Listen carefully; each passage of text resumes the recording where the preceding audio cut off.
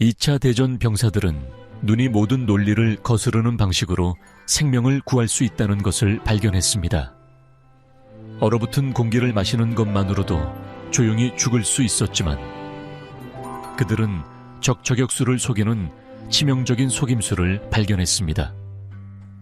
추위가 확실한 죽음을 의미할 때 그들은 무엇을 사용해 살아남았을까요? 제2차 세계대전 동안 얼어붙는 겨울은 적군인만큼이나 위험했습니다.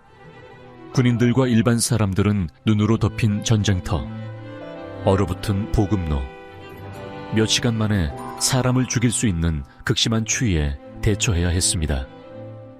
그러나 이러한 고난 속에서 생존을 위한 정말 똑똑한 방법들이 생겨났습니다.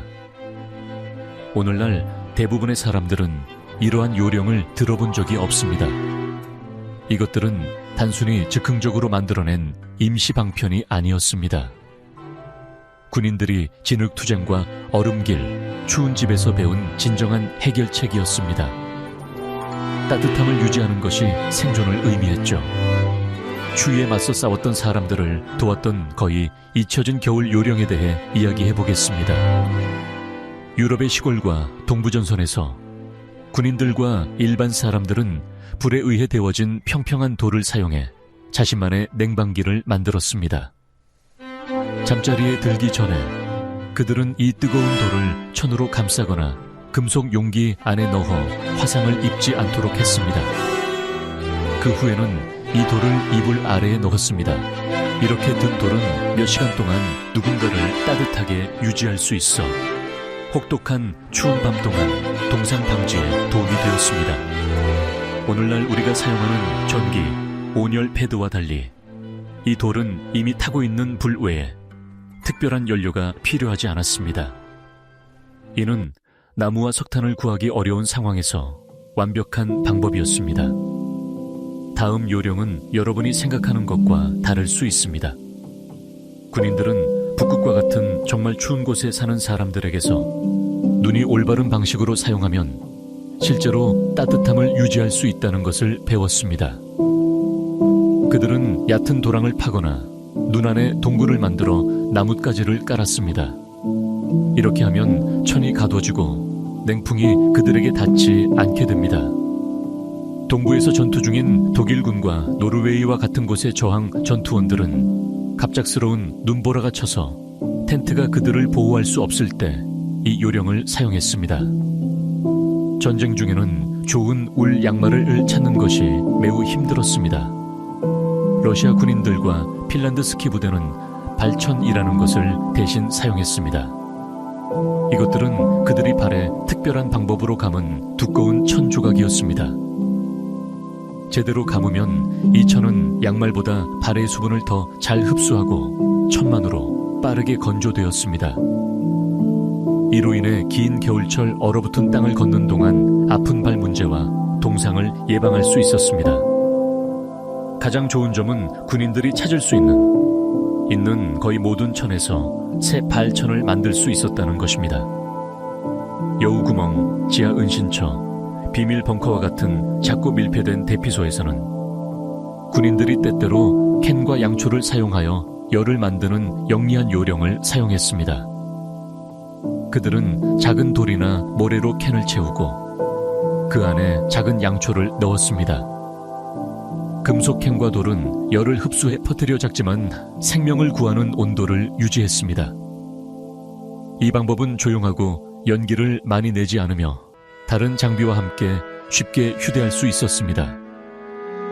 군인들은 우리가 오늘 사용하는 피부 크림을 구할 수 없었기 때문에 그들은 노출된 피부에 얇은 층의 요리용 기름, 오일 또는 심지어 녹인 동물 지방을 덮었습니다.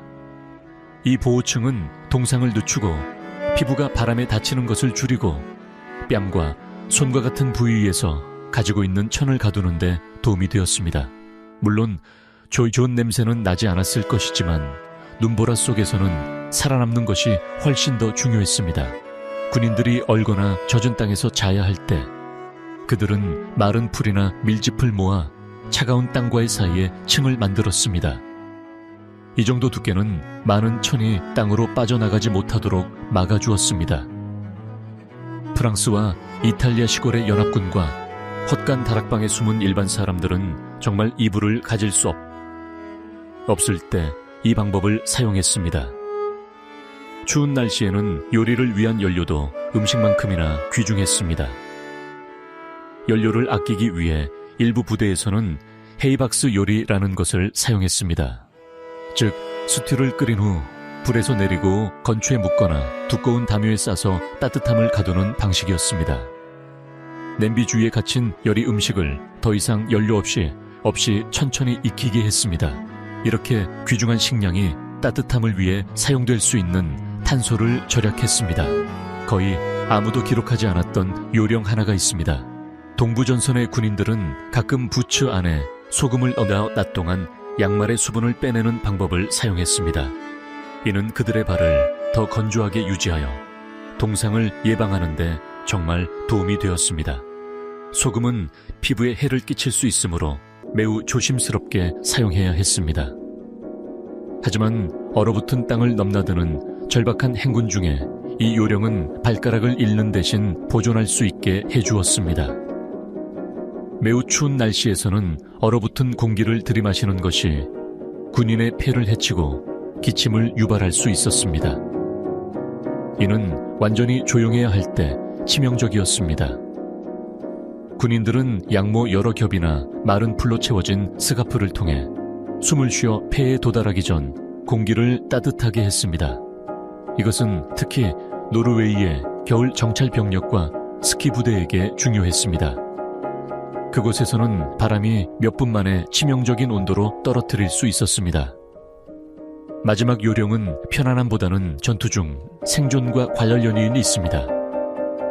겨울 동안 병사들은 그들의 물병에 뜨거운 물을 가득 채우고 얼어붙지 않도록 몸에 가까이 두었습니다.